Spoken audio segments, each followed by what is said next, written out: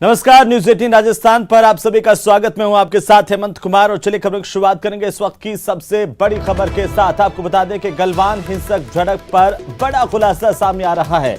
Australia के एक अखबार द कलेक्शन का दावा है कि करीब 38 चीनी सैनिकों की जान गई थी। पुल के निर्माण को लेकर के भारत चीन की आपस में झड़प हुई थी सीमा पर, और इस झड़प में गलवान में आमने सामने थे भारत और चीनी सैनिक। भारतीय सेना के शौर्य के सामने चीनी सैनिकों को मौके से भागना पड़ा। इस बात का खुलासा अखबार की रिपोर्ट में किया गया है। रिपोर्ट में यह भी बताया गया है कि चीन ने सैनिकों के मौत के आंकड़ों को दुनिया से छिपाए रखा। 15 जून 2020 को यह हिंसक झड़प आपस में हुई थी। इसमें भारतीय सेना के शौर्य के आगे चीनी सैनिक भाग खड़े हुए थे। 38 चीनी सैनिकों की जान गई थी। ये अखबार की तरफ से अपनी रिपोर्ट में दावा किया गया है। तो गलवान हिंसक झड़प पर बड़ा खुलासा हुआ है। ऑस्ट्रेलिया के अखबार की तरफ से द कलेक्शन अखबार ने दावा किया है कि 38 चीनी सैनिकों की जान उस वक्त गई थी। तो चलिए आगे बढ़ेंगे। कोटा में एसीबी की ओर से बड़ी कार्रवाई की गई है। आपको बता दें कि सुल्तानपुर पंचायत समिति में कार्रवाई की गई है। एसीबी की ओर से कार्यवाहक बीडीओ विशाम मीणा को रिश्वत लेते हुए ट्रैप किया गया है। ठेकेदार से रिश्वत ले रहे थे विशाम मीणा। सीसी कार्य के एवज में 50,000 की रिश्वत लेते हुए ट्रैप हुए हैं। ज्यादा जानकारी के साथ सहयोगी ओम प्रकाश हमारे साथ जुड़ चुके हैं। ओम प्रकाश, क्या कुछ जानकारी एसीबी की इस कार्रवाई को लेकर इस वक्त आपके पास?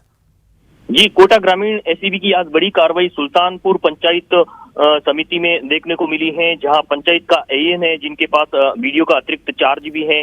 उन्होंने ठेकेदार से बिल पास करने की एवज में 50,000 रुपए की रिश्वत ली है। रिश्वत लेते हुए कोटा एसीबी देहात की टीम ने उनको रंगे हाथों, डीएसपी के नेतृत्व में जो टीम थी वहां उनको रंगे हाथों गिरफ्तार कर लिया है और मौके पे कार्रवाई जारी है। नए साल की इस कोटा देहात एसीबी की टीम की ये बड़ी कार्रवाई कहा जा सकता है।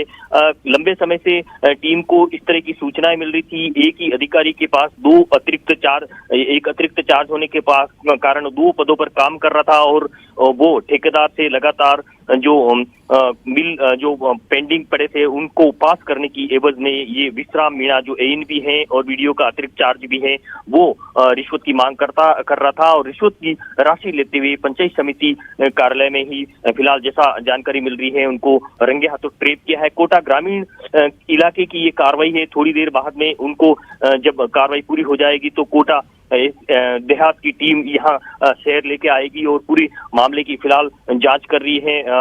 एडिशनल एसपी प्रेरणा शेखावत ने इस मामले में जानकारी देते हुए बताया कि टीम मौके पर जो रंगे हाथों जिसको गिरफ्तार किया है उनसे पूछताछ कर रही है और 50,000 रुपए की रिश्वत राशि लेते हुए रंगे हाथों फिलहाल उनको गिरफ्तार कर लिया है। जी चलिए, बहुत बहुत शुक्रिया ओम प्रकाश तमाम जानकारी के लिए। सुल्तानपुर पंचायत समिति में बड़ी कार्रवाई एसीबी ने की है। कार्यवाहक बीडीओ को ट्रैप किया है। तो चलिए आगे बढ़ेंगे। जयपुर में एटीएम लूट की कोशिश सामने आई है। आपको बता दें कि वैशाली नगर के इलाके में ये घटना हुई, जहां पर 4 बदमाशों ने एटीएम में तोड़फोड़ की, एटीएम को लूटने की कोशिश की है। वैशाली के इलाके में बदमाशों के हौसले बुलंद नजर आए और यहां पर बदमाशों ने एटीएम को निशाना बनाया, एटीएम को लूटने की कोशिश की, लेकिन वो कोशिश नाकाम हुई है। एटीएम में तोड़फोड़ की। पुलिस की गाड़ी को देखते हुए बदमाश वहां से भाग खड़े हुए, एटीएम नहीं लूट पाए। जयपुर में एटीएम लूट की ये बड़ी वारदात, जो कि वैशाली नगर का जो इलाका है पूरी तरह से पॉश इलाका माना जाता है, उसके बावजूद बदमाशों ने यहां पर एटीएम लूट की कोशिश की है। और वैशाली में पुलिस की गाड़ी को देखकर बदमाश यहां पर भाग छूटे। 4 बदमाशों ने एटीएम में तोड़फोड़ की है। ज्यादा जानकारी के साथ राजधानी जयपुर से हमारे संवाददाता सौरभ गृहस्थी हमारे साथ जुड़ गए हैं। सौरभ, क्या कुछ जानकारी, किस तरीके से एटीएम को निशाना बनाया गया यहां पर? देखिए, ये घटना जो है वो वैशाली नगर के बैंक ऑफ बड़ौदा के एटीएम की घटना है, जहां पर अल्टो कार में 4 बदमाश आए और उन्होंने एटीएम में तोड़फोड़ करने की कोशिश जो है वो की, जिसके बाद इसी दौरान पुलिस जो है वो गश्त करते हुए वहां से निकली और ऐसी इसमें बदमाशों ने पुलिस को देखकर जो है वो मौके से फरार जो है वो हो गए हैं। लेकिन पुलिस अब सीसीटीवी फुटेज के आधार पर बदमाशों को तलाशने की कोशिश में जुटी हुई है। लेकिन एक बार फिर से, क्योंकि पिछले दिनों देखने को मिला था कि झोटवाड़ा, करधनी इन इलाकों में एटीएम लूट के प्रयास जो है वो हुए थे। इसी तरह की वारदात जो है वो वैशाली नगर में भी सामने आई है। हालांकि अब पुलिस जो है वो सौरभ, जो वैशाली नगर का इलाका है, पोश इलाका माना जाता है, चहल पहल के हिसाब से भी हम कह सकते हैं कि काफी चहल पहल इस इलाके में हरदम रहती है। किस वक्त का समय रहा होगा जब बदमाशों ने एटीएम लूटने की कोशिश की और नाकाम हो गए? जी बिल्कुल, देखिए देर रात की जो है वो घटना है। आपने बिल्कुल सही कहा कि वैशाली नगर में लोगों की आवाजाही जो है वो ज्यादा बनी रहती है, लेकिन उसके बावजूद भी इस प्रकार के प्रयास जो है वो बदमाशों ने किए हैं और इस तरह की घटनाएं पहले भी जिस प्रकार से मैंने बताया कि। चलिए, बहुत बहुत शुक्रिया सौरभ तमाम जानकारी के लिए। तो पुलिस की गाड़ी को देखकर बदमाश भाग छूटे, हालांकि बदमाशों के मंसूबे कामयाब नहीं हो पाए। और इसी बीच एक और बड़ी जानकारी हम आपको बता दें, 10 लाख रुपए की फिरौती मांगने की खबर सामने आ रही है श्रीगंगानगर के सादुल शहर के इलाके से। आपको बता दें कि घर में चिट्ठी फेंक करके फिरौती की मांग की गई है। बड़ी जानकारी इस वक्त की, बाप बेटे को जान से मारने की धमकी दी गई।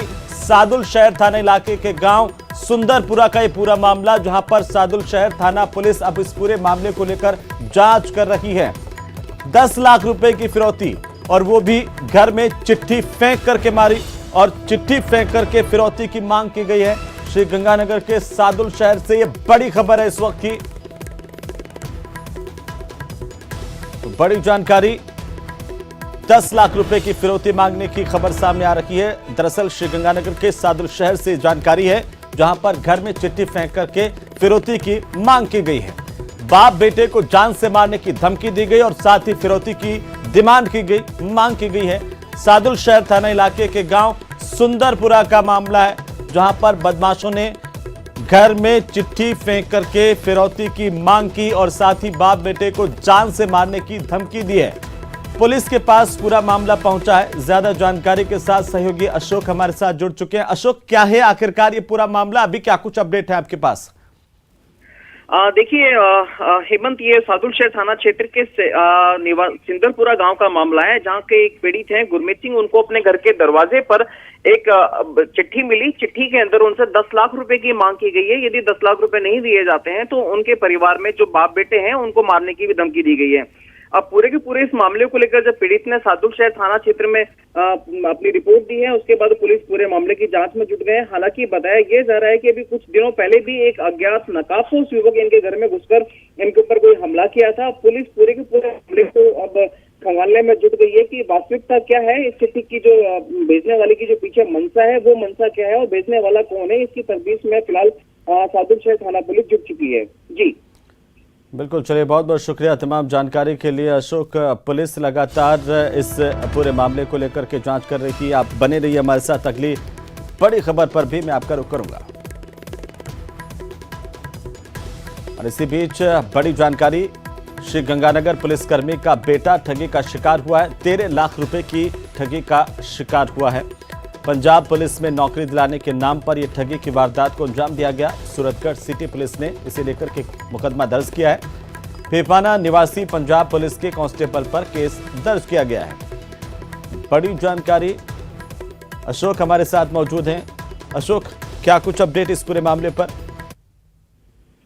देखिए हेमंत जी, इसके अंदर जो पूरा अपडेट है वो बेसिकली श्री गंगानगर के सूरतगढ़ क्षेत्र का ये मामला है, जहां पर सूरतगढ़ सिटी थाने में कार्यरत एक पुलिसकर्मी का बेटा पंजाब पुलिस के जो कांस्टेबल है उसी के द्वारा ठगी का शिकार हो गया है।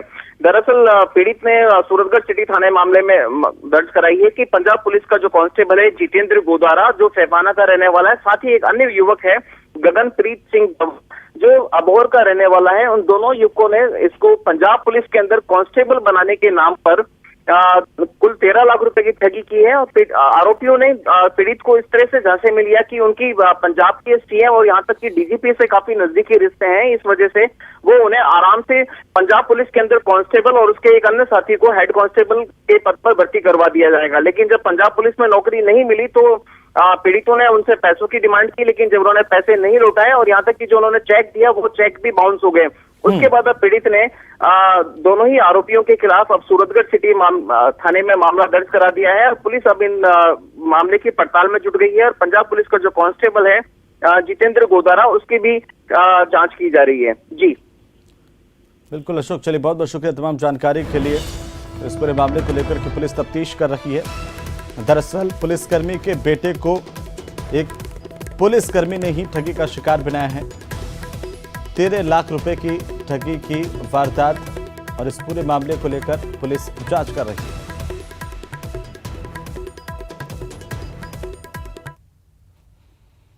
तो वहीं राजसमंद जिले की राजनगर थाना पुलिस ने संजीवनी क्रेडिट कोऑपरेटिव सोसाइटी लिमिटेड के लाखों रुपए की धोखाधड़ी के मामले को लेकर के 2 अभियुक्तों को गिरफ्तार किया है। पुलिस ने दोनों ही अभियुक्तों को केंद्रीय कारागृह कोटा से प्रोडक्शन वारंट के तहत गिरफ्तार किया है। पुलिस अब आरोपियों से पूछताछ कर रही है।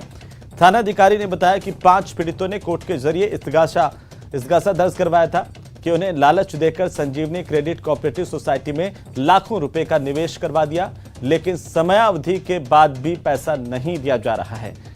इसी मामले को लेकर के धोखाधड़ी का केस दर्ज हुआ। प्रोडक्शन वारंट पर 2 अभियुक्तों की गिरफ्तारी की गई है। पुलिस इनसे पूछताछ करेगी। इस पूरे मामले को लेकर के कोटा सेंट्रल जेल से इन अभियुक्तों को लाया गया है। तो संजीवनी कोऑपरेटिव धोखाधड़ी मामले को लेकर के बड़ी जानकारी सामने आ रही है। कोटा सेंट्रल जेल से अभियुक्तों को लाया गया, जिनसे पूछताछ की जा रही है और पुलिस को अब उम्मीद है कि इस पूछताछ में कई अहम खुलासे हो सकते हैं इस पूरे मामले को लेकर के। तो चलिए आगे बढ़ेंगे। जोधपुर से बड़ी खबर मिल रही है। आपको बता दें कि इस वक्त की बड़ी और अहम जानकारी जोधपुर से, जहां पर जोधपुर में पुलिस टीम पर हमला हुआ है। पुलिस टीम की गाड़ी को टक्कर मारने की जानकारी सामने आ रही है। ओसिया से दरअसल जोधपुर जा रही थी पुलिस की टीम। कई लोगों के खिलाफ मुकदमा दर्ज किया गया है। जोधपुर ओसिया के नेवरा रोड की घटना बताई जा रही है। मथानिया थाना पुलिस पूरे मामले को लेकर के जांच कर रही है। बड़ी खबर इस वक्त की, जोधपुर पुलिस टीम पर हमला होने की बड़ी जानकारी सामने आ रही है। पुलिस टीम की गाड़ी को टक्कर मारी गई। ओसिया से जोधपुर की तरफ पुलिस की टीम जा रही थी और इसी दौरान इस टीम पर हमला हुआ है।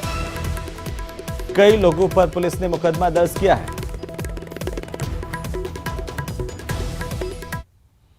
तो वहीं अलवर में भी पुलिस पर हमला होने की जानकारी सामने आ रही है, जहां पर ऑनलाइन ठगों ने ही पुलिस पर हमला किया है। बदमाशों ने कार के शीशे तोड़ दिए, पुलिस की गाड़ियों में तोड़फोड़ की है, डंडों से पुलिसकर्मियों की पिटाई की। महिलाओं की तरफ से भी हमला बोला गया। हमले में कई पुलिसकर्मी घायल हुए हैं। इस मामले को लेकर के पुलिस की तफ्तीश जारी है, लेकिन जिस तरीके से पुलिसकर्मियों के साथ मारपीट की गई है, उसके बाद क्या कुछ कार्रवाई होती है पुलिस की ओर से, वो काफी अहम होगी। जानकारी के मुताबिक डंडों से पुलिसकर्मियों की पिटाई की गई, उनके साथ मारपीट की गई है। पुलिस की टीम पर यह हमला ऑनलाइन ठगों की तरफ से किया गया। लगातार ऑनलाइन ठगों के खिलाफ पुलिस की कार्रवाई अलवर में देखने को मिल रही थी। ऑनलाइन ठगों ने पुलिस पर हमला बोला है, पुलिसकर्मियों के साथ मारपीट की है और इस पूरे मामले को लेकर के अब पुलिस तफ्तीश कर रही है। अलवर से बड़ी जानकारी, अलवर पुलिस पर हमला होने की खबर मिल रही है। पुलिस की गाड़ियों में ठगों ने तोड़फोड़ की है और इसी बीच अब भरतपुर से बड़ी खबर है। आपको बता दें कि भरतपुर में भीषण सड़क हादसा हुआ है। 2 वाहनों में जोरदार टक्कर होने की जानकारी सामने आ रही है। बाइक सवार 2 लोगों की दर्दनाक मौत इस हादसे में हुई है। जानकारी के मुताबिक रुदावल लौट रहे थे बाइक सवार, इसी दौरान लंगला धोर के पास ये हादसा हुआ। रुदावल उज्जैन पुलिस मामले की जांच कर रही है। भरतपुर में बड़ा सड़क हादसा, तेज रफ्तार का कहर देखने को मिला। दो वाहनों में जोरदार टक्कर हुई। बाइक सवार दो लोगों की दर्दनाक मौत होने की जानकारी भी इस हादसे में सामने आ रही है। जानकारी के मुताबिक बाइक सवार दो लोग रुदावल लौट रहे थे। इसी दौरान नंगला दौर के पास यह हादसा हुआ है। रुदावल उज्जैन पुलिस मामले को लेकर के जांच कर रही है।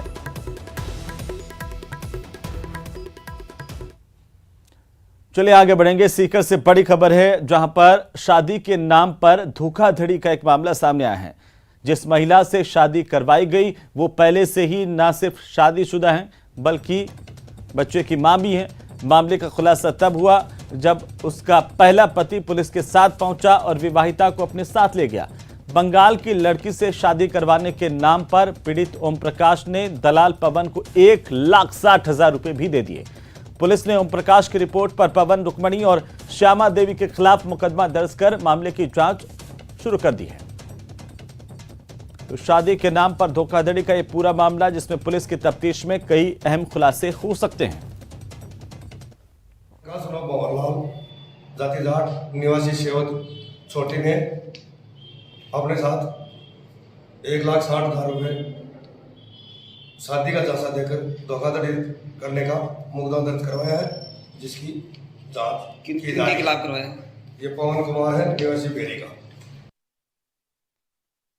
और अब जालौर से बड़ी खबर, जहां पर एक मासूम के साथ दरिंदगी की वारदात को अंजाम दिया गया। आपको बता दें कि मासूम के साथ दरिंदगी की इस घटना में पुलिस ने आरोपी को हिरासत में लेकर पूछताछ शुरू कर दी है। वहीं ये जानकारी सामने आ रही है कि मासूम की हालत अभी भी नाजुक बनी हुई है। पहले मासूम को जालौर के सरकारी अस्पताल में लाया गया, जहां पर उसकी हालत नाजुक होने के चलते उसे जोधपुर के लिए रेफर किया गया। 4 साल की मासूम के साथ रेप की वारदात हुई है और इस घटना के बाद कई सवाल खड़े हो रहे हैं कि आखिरकार मासूम भी सुरक्षित नहीं है।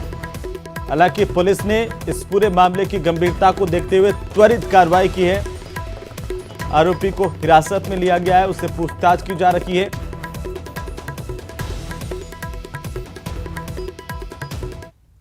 तो वहीं दौसा के लालसोट में गैंगरेप की वारदात सामने आई है। आपको बता दें कि लालसोट थाने में गैंगरेप का केस दर्ज किया गया है। गांव के ही 2 लोगों पर गैंगरेप करने के आरोप हैं।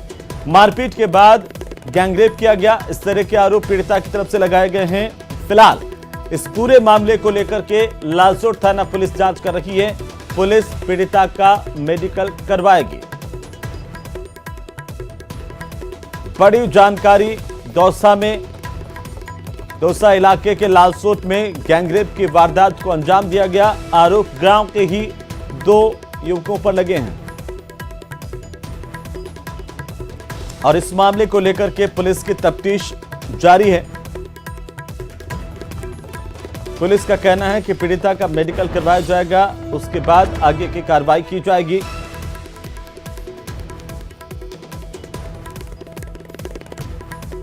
और अब बात ग्रेटर नगर निगम की सियासत की। करीब 7 महीने बाद मेयर पद से निलंबित सौम्या गुर्जर एक बार फिर से अपनी कुर्सी पर काबिज हुई हैं।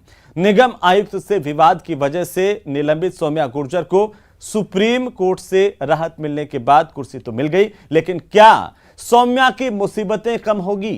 देखिए ये खास रिपोर्ट। ग्रेटर में फिर सौम्या राज, अंतरिम राहत, क्या मिलेगी ताकत? मुझे न्यायपालिका पर भरोसा है और भगवान के घर देर है अंधेर नहीं। मैडम, शहर की जनता को क्या कहना चाहेंगे आप? ये विवाद का कारण शिकार हो रही है शहर की जनता, उनको क्या विश्वास दिलाना चाहेंगे आप? न्यायपालिका पे भरोसा है। करीब 7 महीने के बाद ग्रेटर नगर निगम की सियासत ने फिर पलटी खाई है। नगर निगम आयुक्त यज्ञमित्र सिंह देव से विवाद के बाद सौम्या गुर्जर को मेयर की कुर्सी खोनी पड़ी थी, लेकिन सुप्रीम कोर्ट के एक अंतरिम आदेश के बाद सौम्या फिर से उसी कुर्सी पर काबिज हुई हैं, जहां से उन्हें निलंबित किया गया था। सुप्रीम कोर्ट की अंतरिम राहत के बाद जब सौम्या गुर्जर ने विधि विधान से पदभार ग्रहण किया तो न्यायपालिका पर विश्वास जताना भी नहीं भूली। मुझे न्यायपालिका पर भरोसा है और भगवान के घर देर है अंधेर नहीं। मैडम, शहर की जनता को क्या कहना चाहेंगे आप? ये विवाद का कारण शिकार हो रही है शहर की जनता, उनको क्या विश्वास दिलाना चाहेंगे आप? न्यायपालिका पे भरोसा है। मैडम, डेवलपमेंट को लेकर के जनता को क्या भरोसा दिलाना चाहेंगे आप? आज आई हैं तो जनता को उम्मीद है कि आपको उन्होंने चुना था, तो अब शहर के जो रुके हुए काम है, जो डेवलपमेंट के काम है, जो पार्षदों के जो अनुशंसा पहले भी मैं जनता के काम के लिए जयपुर के लिए प्रतिबद्ध थी और अभी भी हूँ और हमेशा रहूंगी। पदभार संभालने के साथ ही ग्रेटर नगर निगम की मेयर सौम्या गुर्जर ने कामकाज को लेकर अपना संदेश दिया तो अचानक ही ग्रेटर निगम की सियासत भी बदलने लगी है। कार्यवाहक मेयर के पद पर रही शील थाबाई की गैर मौजूदगी में बीजेपी के बाकी पार्षद एकजुटता की बात करने लगे हैं।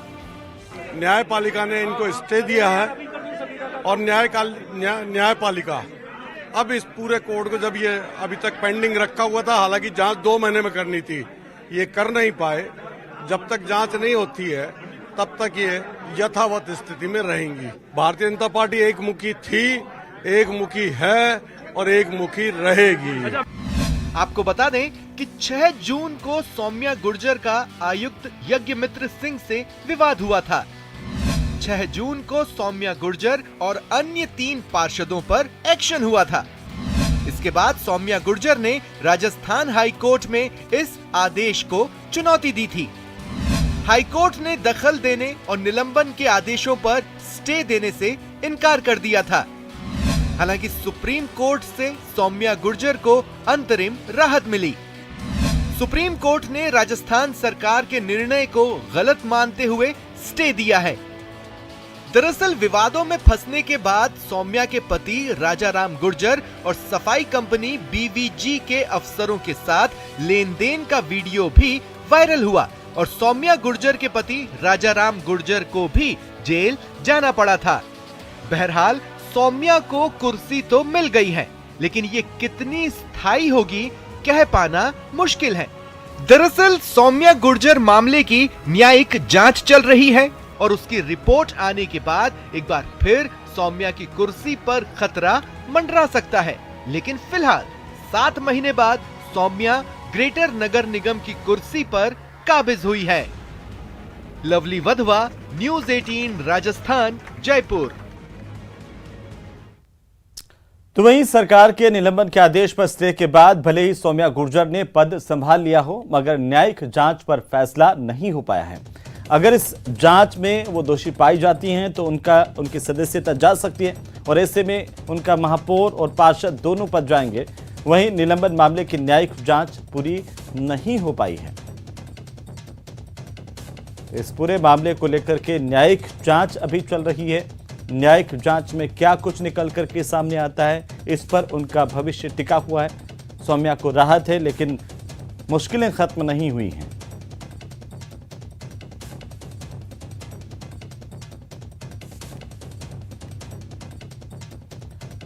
दोषी साबित होने पर महापौर और पार्षद उनके दोनों पद जा सकते हैं। चलिए आगे बढ़ेंगे टोंक से खबर, जहां पर टोंक में शव से सनसनी फैल गई है। आपको बता दें कि टोंक के टोडाराय सिंह से बड़ी जानकारी सामने आ रही है। कुएं में मां बेटी के शव मिलने से सनसनी फैल गई। वहीं पुलिस सूचना पर मौके पर पहुंची है। शव को अस्पताल में मोर्चरी में रखवाया गया है। सालग्यावास गांव की पूरी घटना है। टोडाराय सिंह पुलिस इस पूरे मामले को लेकर के जांच कर रही है। बड़ी जानकारी इस वक्त की। टोंक में शव मिलने से सनसनी फैल गई। पुलिस अब पूरे मामले को लेकर के जांच कर रही है।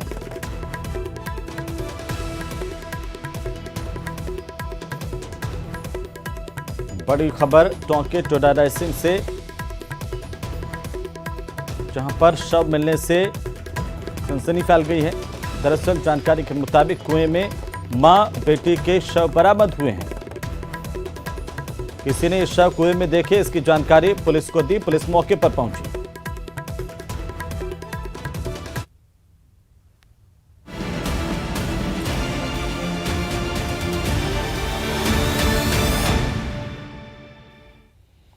और अब बात करेंगे कोरोना कवच को ना नहीं, क्योंकि कोरोना से लड़ाई का सबसे कारगर हथियार वैक्सीन ही है।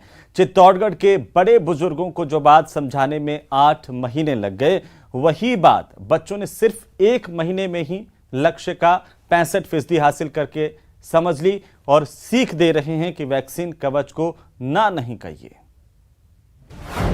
वायरस पर वार का सबसे बड़ा हथियार, देर से समझे बड़े, बच्चे निकले होशियार। बच्चों ने बताया भ्रम छोड़िए, सच जानिए, वैक्सीन कवच को ना नहीं कहिए।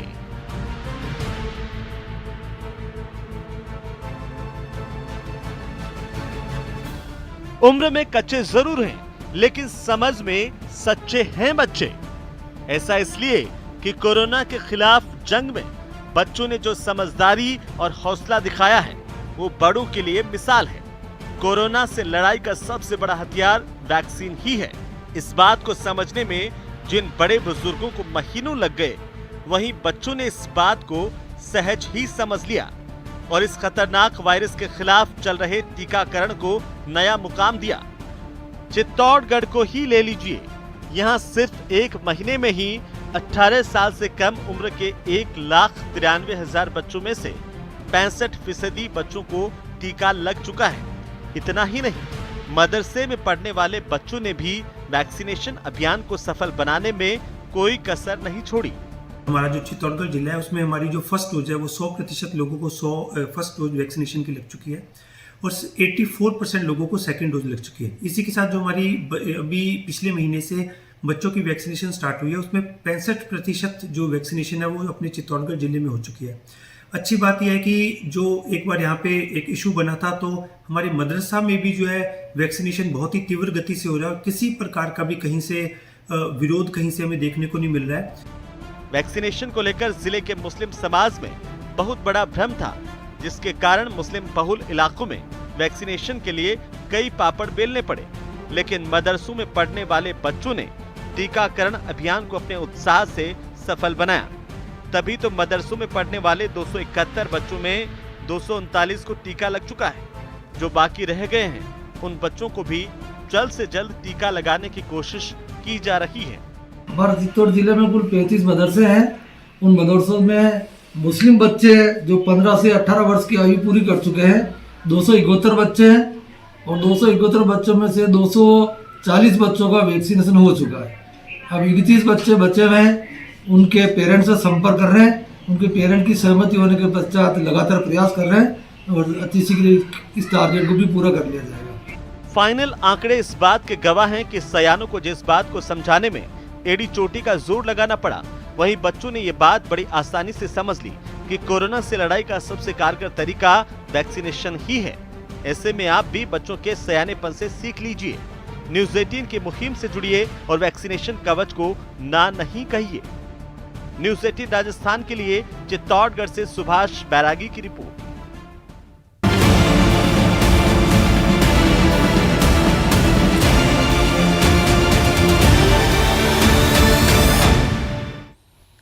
तो चलिए इसी के साथ ही इस बुलेटिन में फिलहाल इतना ही, लेकिन न्यूज़ 18 राजस्थान पर खबरें लगातार जारी हैं। नमस्कार।